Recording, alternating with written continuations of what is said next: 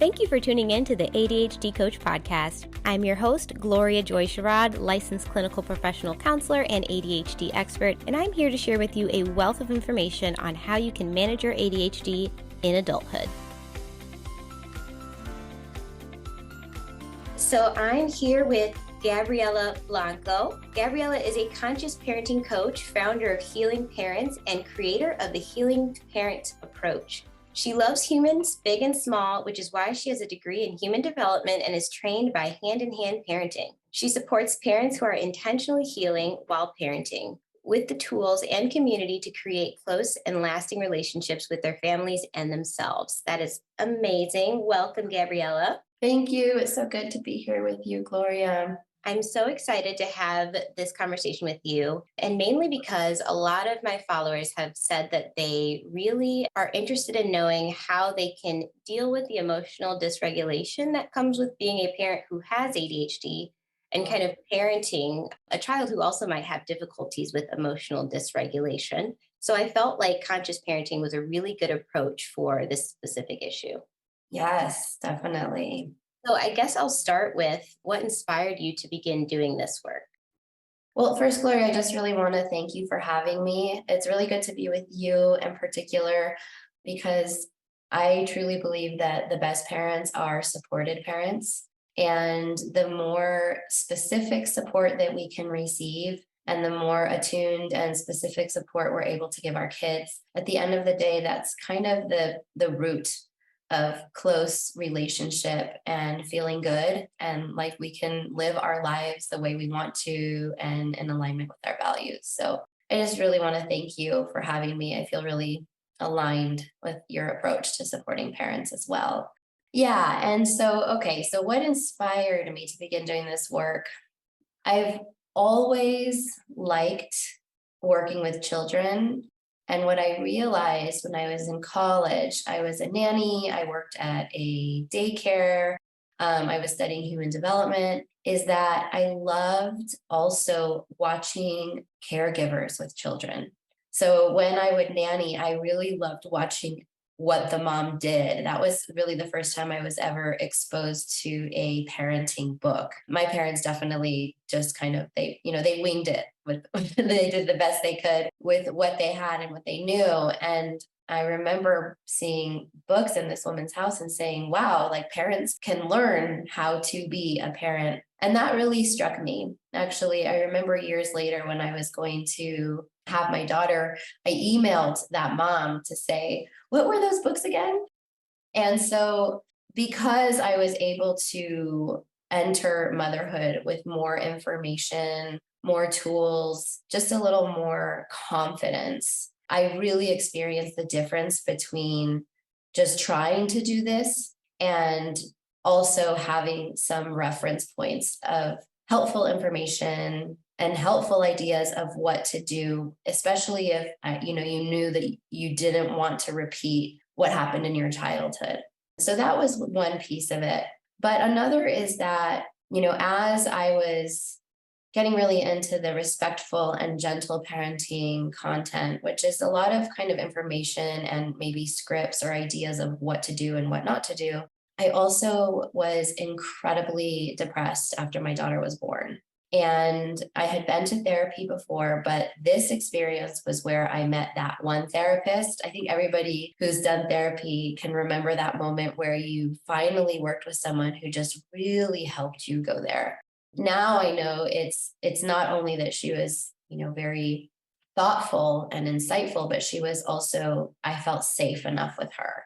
And that deep dive into my stuff and my wounds that were just getting like poked left and right when I became a mother made me realize that I had an opportunity to give my daughter at the most kind of important years of her life a much more solid foundation than the one that I had. And I was also very afraid that I wasn't going to be able to do it, right? That I was going to repeat patterns. And so that's when I got into conscious parenting. And conscious parenting is this idea that yes, we are trying to parent differently. We are trying to actually show up differently for our children with regard to what we say and do to and with them, right? But also parenting is this calling, this invitation, this opportunity to go and heal that which is still waiting to be cared for and loved and healed within ourselves at the same time. So it's we're raising them, and then we are realizing that we have all of these inner children within us saying, wait, this still hurts. This is still really hard for me. And that's when I said, this is where it's at. Like, this feels so right, so aligned, so meaningful. And I really wanted to share it with other parents.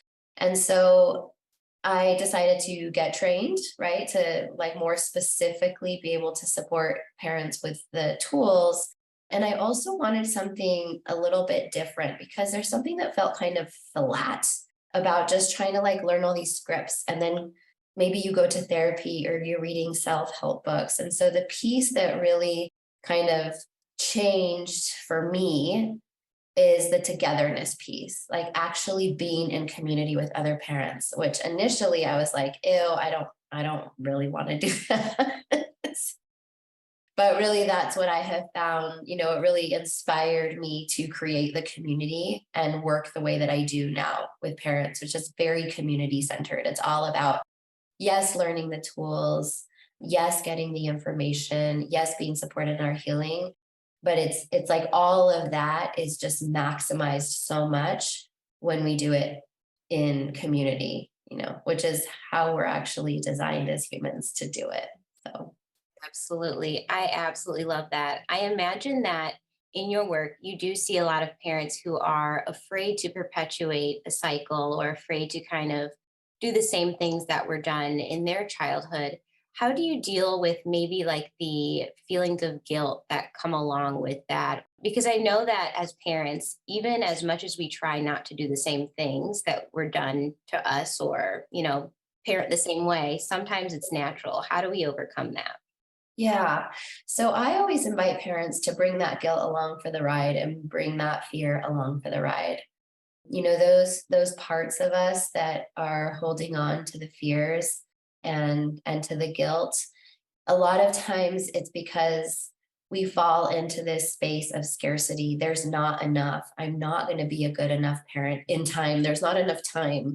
I need to heal fast so that I can, strategically get in there in these early years without all of my issues and all of my awful guilt and all of my fears. And what I have found is that our guilt and our fears are really just a part of our story saying, wait, I'm still here. And when we turn towards the stories that are within us, and when we turn inward and just say, hey, I can hear this fear, right? I can hear this fear that I will never be good enough. And with a little bit of support, or really just a little bit of space to be with these parts of us, we realize, of course, I'm afraid I won't be a good enough parent. I was always afraid I wasn't a good enough daughter and human and student. And that's a very old wound. And that's something that I learned because of how I was raised, the culture I was raised in, the ideas that were reinforced. And then the next fear often comes in, oh my gosh, but I'm doing that with my child. Like, I don't want to, but I know I'm nitpicking them every minute, or I'm doing this and I'm doing that, or I'm so dysregulated. And so then we listen to that. And when we hear, oftentimes when we listen to the voices of those fears, we realize that's actually not true, right? Like, that's my negativity bias taking the times that I do repeat what was done to me and saying that defines my parenting. But really, when we can step back with some perspective, we say, no, my child's experience is so different than mine because she's also having all these moments where she is seen and she is supported and she is cared for. Yeah, so usually those parts of us that, are so stuck in fear and shame are also stuck in all or nothing thinking. And so we think that we have to be the right kind of parent or do things differently all the time. And actually, science tells us that we need to be providing our children with these safe and attuned experiences between 30 and 50% of the time. And so our negativity bias is going to tell us that maybe that 50% of the time where we're just really, man, I got too dysregulated. I missed my opportunity. It's going to tell us, nope, you're not a gentle parent anymore, right? And really that's a part of it. Parenting is going to actually cause us to reenact these patterns, but what we get to do differently now is see them.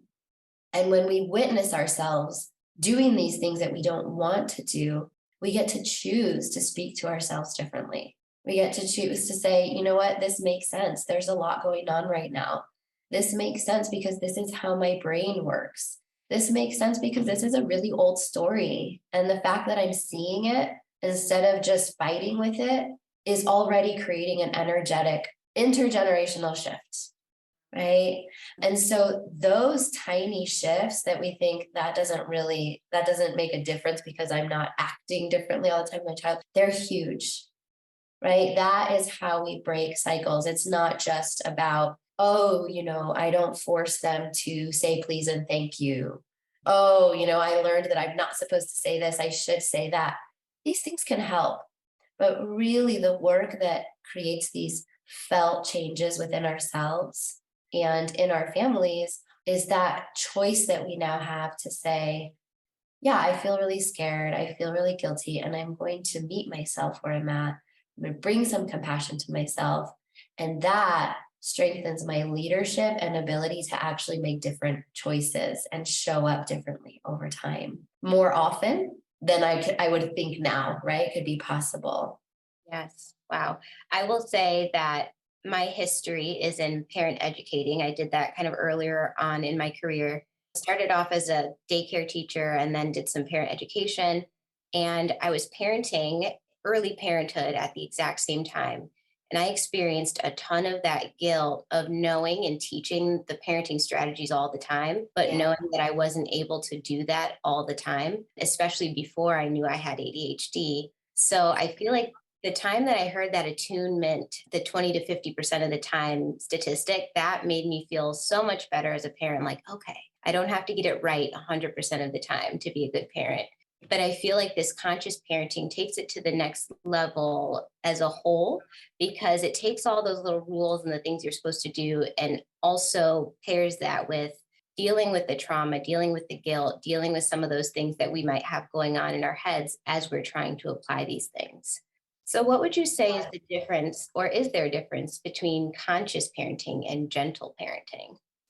Yeah, I mean, I think the main difference would be that gentle parenting or positive parenting or respectful parenting or nonviolent parenting, we kind of hear it referred to in all these different ways. And the general idea with all of these different ways of parenting is that we're moving from kind of behaviorist based model where we are trying to shift our children's behaviors and we're trying to teach them to be good people, and we're shifting into a vision of we are meeting a human being who came into this world with a sole purpose, and we are guiding them and we are providing what it is our responsibility to provide for them, which is leadership. And developmentally they need us for survival. We're providing the conditions for them to thrive through connected relationship.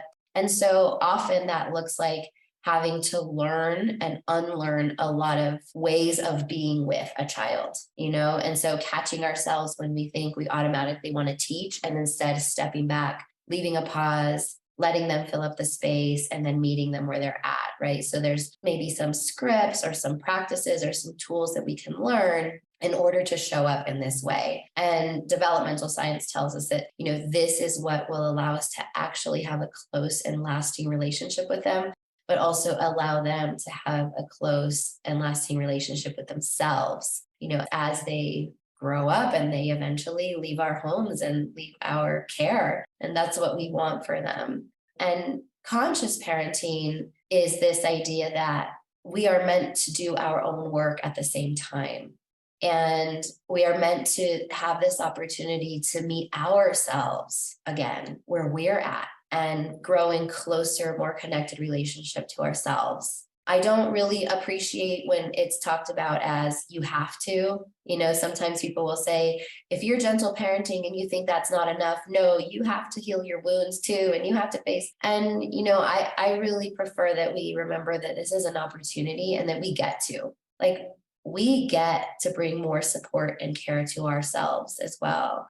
And yes, that often implies a very painful step of acknowledging what we didn't get. And it can push us sometimes to have a more intimate relationship with grief from our own childhoods. But it's not just about that. And it's not just about doing it so that then we can be regulated for our kids or so that then we can be good parents, but really because we are humans just like our children. What makes us any different? We have a different responsibility that they have, yes, but why don't we get to try for a more connected life, for feeling that greater sense of belonging and worth? So for me, I know as humans, we are all meaning makers. I am such a meaning maker. I want to make like meaning of everything. Conscious parenting just really felt like, it really brings this sense of purpose and meaning to this instead of just trying to be a good mom or trying to be in that scarcity mindset of, oh my gosh, I just don't want to mess her up. I just don't want her to feel the way I did. Well, what if we even move beyond that and say, wow, I get to provide a sense of freedom for her, right? I get to even try having that sense of freedom for me, which initially felt so uncomfortable, right? But conscious parenting is all about that, these like uncomfortable things, but you're like, that's such a tempting invitation though. Like, what if I try these new ways of being with myself as well?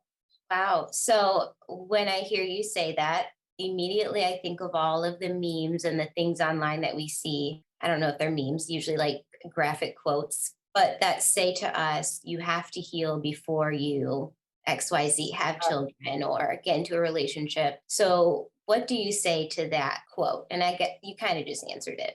Yeah, well, I don't love that quote. And I actually want to tie it into, like your work. It's like, it would be so absurd to say to somebody, well, we got to like fix your ADHD and then you can have a child or you can have healthy relationships. It's like, no, we embrace this part of ourselves. And sometimes it has to do with our stories and what happened to us. And sometimes it has to do with how we were born, right? And at the end of the day, this is who I am. And I can either move forward in my relationships in a way that is loving to myself, that honors myself, and that brings the support and care that I need because of my particular story, because of my particular design, so that I'm able to feel good, right, about how I'm showing up for myself, but also how I'm showing up for others. And so this idea that we have to heal, quote unquote, first, because, healing, there's no end, it's not linear. You're not ever done. So how is healing another way of loving myself, right, that I bring into my life as I am engaging in what to me is the most important process of our lives, which is our relationships to other humans and to ourselves. And, for a lot of people, also a greater, force that, all of the way we feel in relationship determines so much of the quality of our lives. So why not do that in a way that is loving and honoring of our stories and of who we came to be? Yes. Wow. Absolutely. I 100% agree. And I would say that the relationships that we have with other people teach us about ourselves more than anything in the entire world. Like nothing gets those wounds and those things we need to learn more than relationships. That is so true. Yeah. And that actually, I feel like that comes back to your question about guilt and fear. We can so quickly see, wow, that's one of my really big fears. Anything that sets off massive amounts of guilt and fear in our parenting, it's like this little data point for us to say, oh, wow. Because the things that are scary to me about parenting may be very different than the things that are scary to you because we hone in on different things because of our own stories and the parts that hurt us the most. right? So it's these kind of little data points of, oh, here's something in my story I can bring some care to, some perspective to, some healing to, maybe some extra support to. So instead of trying to push it to the side or ignore it or whatever we do with guilt and shame, kind of using that as information to make the changes and to grow with that. Yes, and to bring the care really, because it's really telling us that there's this part of us. It's like, I feel unworthy, right? I feel like a horrible human because of that mistake I made. And at some point we learn that. So we can go back and say to ourselves, you're such a lovable human, right? You're such a beautifully imperfect human. Oh my gosh, you must feel so bad. Let's bring you some care. Let's remind you how loved you are. It can be so powerful to just shift the way we speak to ourselves and bring people into our lives that know how to speak to us in those ways when we just can't do it for ourselves, right? Because regulation can be done, on our own when the emotional charge is to a certain level. But sometimes that emotional charge is so high that we really do need that human co-regulation, just like our kids need it from us. Absolutely. I have received so many questions about attachment and ADHD and what attachment styles are most common with ADHD. And what I found was that avoidant and disorganized attachment were the most common attachment styles in adults who have ADHD. And I imagine, kind of in the research that I read, is that a lot of it is that emotional dysregulation and this attachment style kind of go hand in hand. So, kind of what you're talking about, that love that we're giving to ourselves and to our children and to one another, is what kind of soothes that and encourages that emotional regulation. So, it kind of in turn happens naturally that we learn to regulate ourselves from this kind of strategy that you're talking about of using community. Yes. Well, those attachment styles come from a sense of scarcity of love, right? There's not enough. So how am I going to show up in ways that will make me feel loved and connected to the world, to my caregivers, to myself? And so usually that happens because we received too many signals of scarcity, right? We didn't have that balance of enough signals of abundance, that 30 to 50% we were talking about. And so what we can do now is add more experiences that remind us of the abundance of love, right? That there actually is a lot of love out there for us, even though we decided when we were very young that there isn't, and that we have to use these strategies, right? This is how we teach our bodies. And community is definitely one way, the co-regulation, having people that will remind you that you are lovable when you just cannot remember that for yourself. But also, all of these self-regulation techniques where we can know that a lot of this sense of scarcity is stored in the body. So how can we use our breathing? How can we use touch? How can we use some very simple and basic thoughts, right? To at least bring down that charge so we can at least remember a little bit, right? So yeah, there's a lot of different ways that we can, just with the knowledge of that illusion of scarcity and separateness that we have, and saying that that's an illusion though.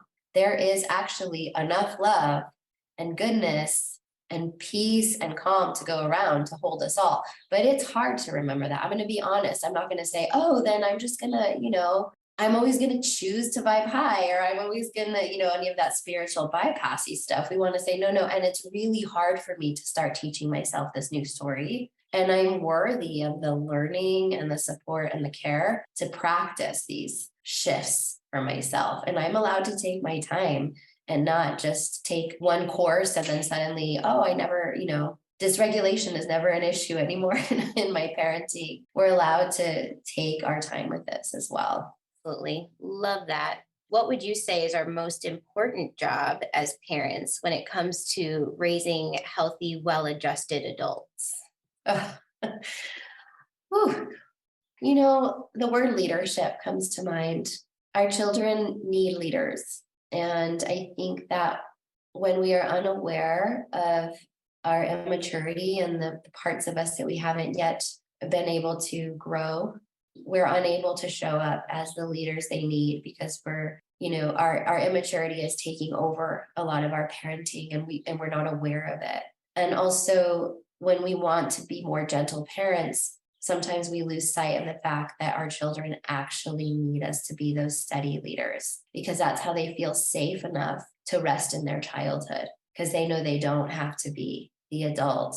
And so leadership really encompasses these very sacred responsibilities to get the support that we are worthy of and bring that leadership to ourselves, right? The more I'm able to lead myself and my own healing process, the more of a solid leader, right, my daughter is going to experience in me. The more clear I am on how to set loving limits based on, my values, my family's values, and also my child's developmental needs and particular needs, the more solid of a leader I can be, the more I can consider just her development and what that means for play and how I can really protect play in her life.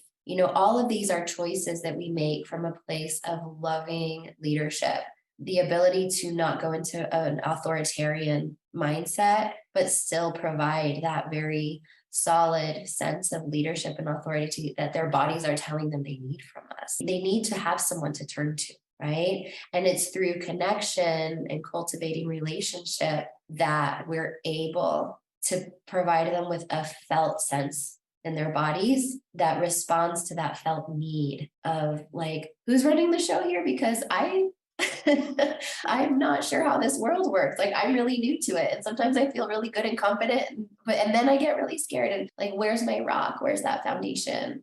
So yeah, I know a lot of people have resistance to the word leadership because we've associated it so much with, the political leaders that we've had and, these maybe corporate notions, but leadership is actually a very beautiful and sacred role that we can embrace as parents and meet our child's kind of deepest need for connecting through, being cared for and being led.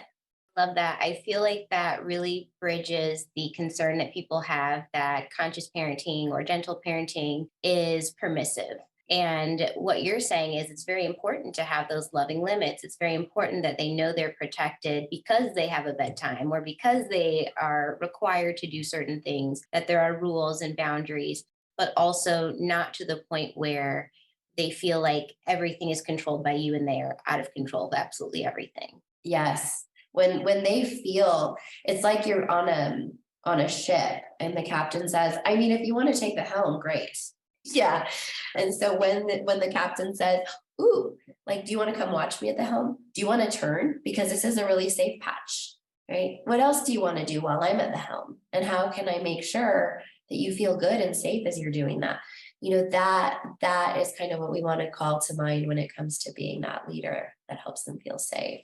Okay, so kind of that idea of scaffolding. I'm thinking of my early childhood development education of you lead them just enough so they feel confident in taking the rest of the way. Yes, that's a really important concept for parents to have, of course, where you're not saying go for it or don't, no, not yet, you're not ready. But it's like, and that requires attunement, right? Our capacity to be reading them, reading the situation, and providing that scaffolding in a way where they feel connected to us and feel that attunement.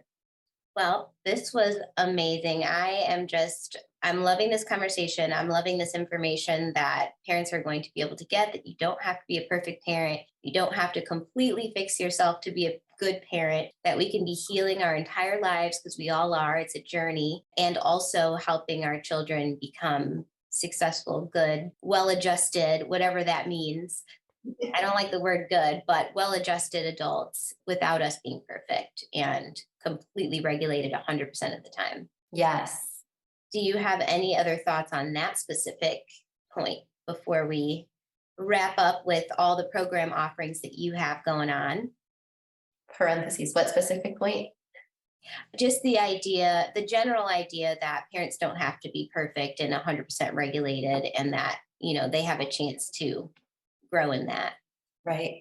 Well, my final thought on that is that we can even move beyond saying we don't have to do this and just say, I just get to be more me.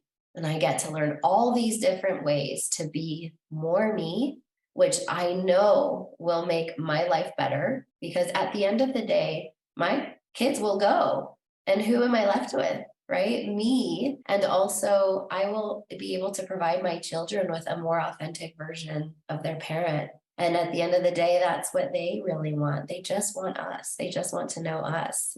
That's so important to them when they're in those early years. So, yeah, we don't have to be. And in fact, we get to be this imperfect and incredibly creative version of ourselves that perhaps only parenting was going to tell us we get to try.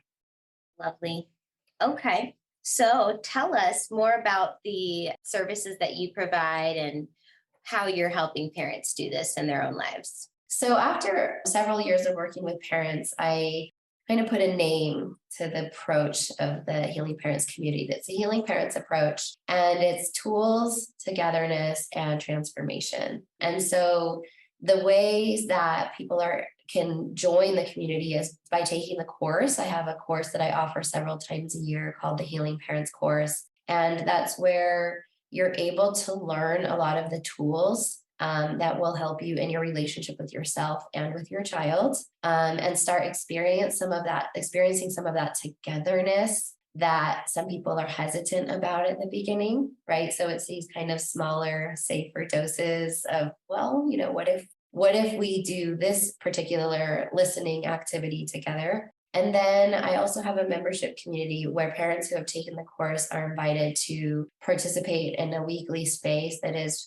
really designed to create the support once you're implementing all those tools. Because as you know, it's not just about learning them and then, I'm just, this is so easy every day. And what happens in that experience is that people really just start to have these very powerful shifts and transformations about how they feel about themselves, how they feel about their children, how they feel in their relationships. And those are really the basic offerings. I also do individual coaching, but I'm always inviting parents to come into the community as well.